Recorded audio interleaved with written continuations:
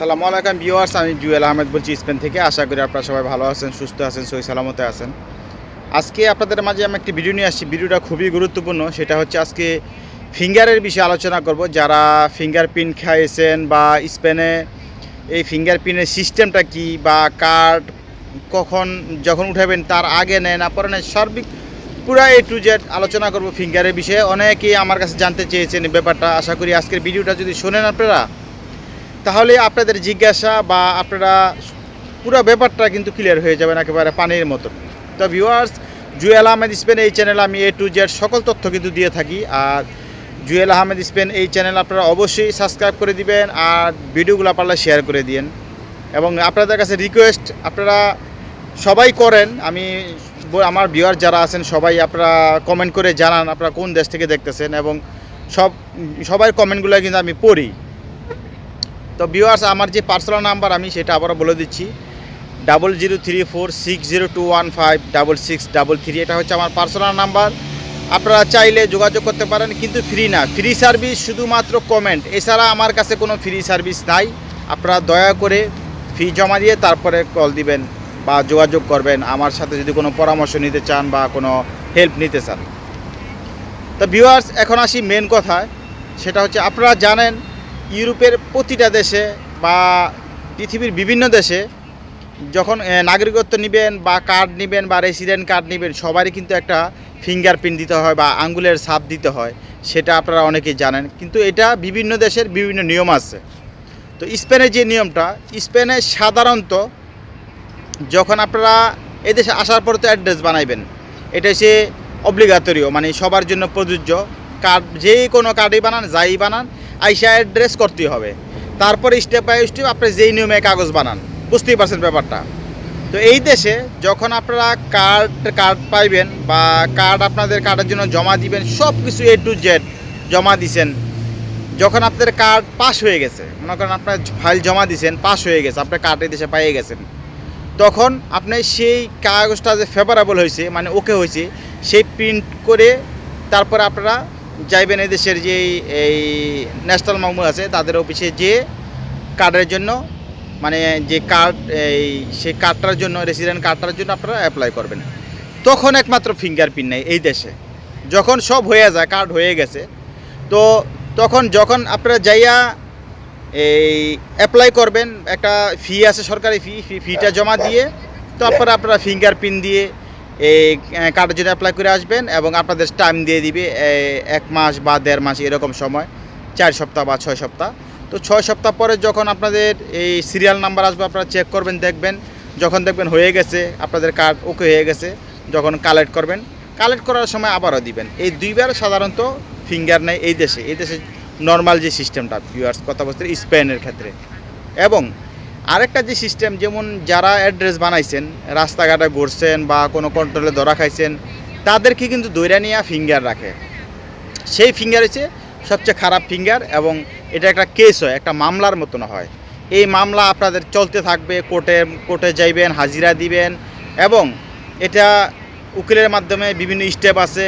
আপনাদের এই দেশে সময় দেয় যে এতদিনের মধ্যে এই দেশ ছেড়ে চলে যাবি, তারপরে এটা আবার আবেদন করতে হয়, আবার আপিল করতে হয়, এরকম নানান কিন্তু নিয়মকানুন আছে। সুতরাং আপনারা যারা ফিঙ্গার খাইছেন বা যারা অ্যাড্রেস বানানোর পর ফিঙ্গার খাইছেন, অবশ্যই সেই ব্যাপারগুলো দেখবেন। যারা আপনাদের যারা না বোঝেন, উকিলের সাথে আলাপ করবেন, এই দেশে বিভিন্ন উকিল আছে, তাদের সাথে আলাপ করবেন, তারা করে দিবে, বিনিময়ে তাদেরকে ফি দিতে হবে।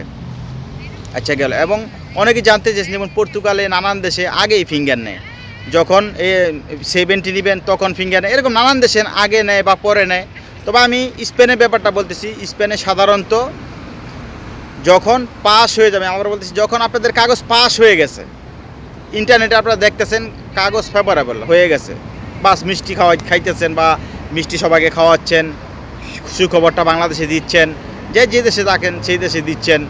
তো তারপরে আপনারা ওই প্রিন্ট পেপারটা বের করে ইন্টারনেট থেকে আপনারা যাইয়া এই দেশে যে ন্যাশনাল মামুর অফিস আছে সেখানে যেয়ে আপনারা কাগজের কার্ডটার জন্য অ্যাপ্লাই করবেন, প্লাস ওখানে ওই দিন ফিঙ্গার দিয়ে আসবেন, গেল।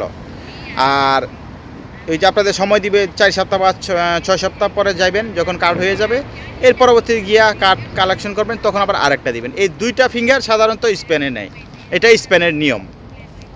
এখন আপনারা এই দেশে মনে করেন নানান দেশে নানান জায়গায় ফিঙ্গার খাইছেন, নানান জায়গায় মনে করেন বিভিন্ন সমস্যা আছে, সাধারণ মানুষের সমস্যা থাকতেই পারে।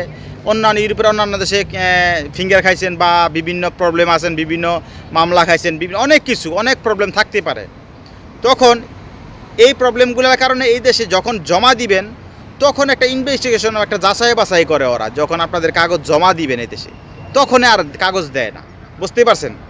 তখনই ওরা যাচাই বাছাই করে দেখে যে এই লোকের তো ওই জায়গায় সমস্যা আছে, তো তারা কাগজটা দেয় না এবং কাগজ দেনাগাদা করে, এটাকে এই দেশে বলে। তো না দিলে একটা আপনাদেরকে কপি পাঠাবে, আপনার যার মাধ্যমে জমা দিয়েছেন, যেই উকিলের মাধ্যমে জমা দিয়েছেন, যেই লোকের মাধ্যমে জমা দিয়েছেন, সেই লোকের ইমেইলে আসবে বা তার অফিসে আসবে কী কারণে আপনার এই কাগজটা দেয় নাই এবং কি সমস্যা সেটা কিন্তু উল্লেখ থাকবে ভিউয়ার্স, বুঝতেই পারছেন। তো আপনি পানির মতো ক্লিয়ার।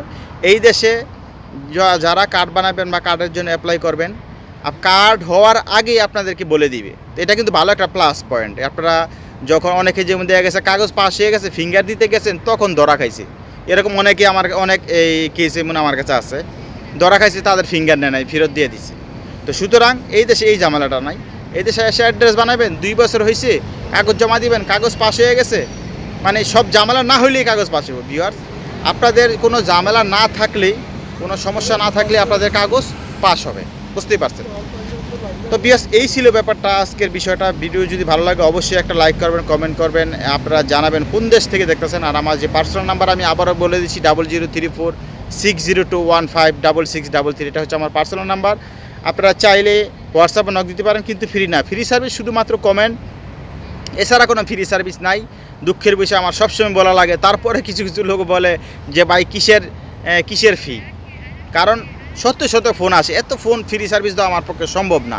আমি সোজা সাপটা কথা বলি, এটা আপনারা জানেন, সবাই পছন্দ করে। তো এটাই তো ভিউয়ার্স, অবশ্যই আপনারা জানাবেন কোন দেশ থেকে দেখতেছেন, কমেন্ট করে জানাইতে ভুলবেন না। আর সবসময় আমি এখন ইনফরমেশন নিয়ে আপনাদের সামনে আসার চেষ্টা করি, কিন্তু কাজের চাপে আসতে পারি না। তো যাক, সবাই ভালো থাকবেন, সুস্থ থাকবেন, আর বেশি বেশি করে চ্যানেলটা সাবস্ক্রাইব করে দিবেন। আমি জুয়েল আহমেদ বলছি স্পেন থেকে। আল্লাহ হাফেজ।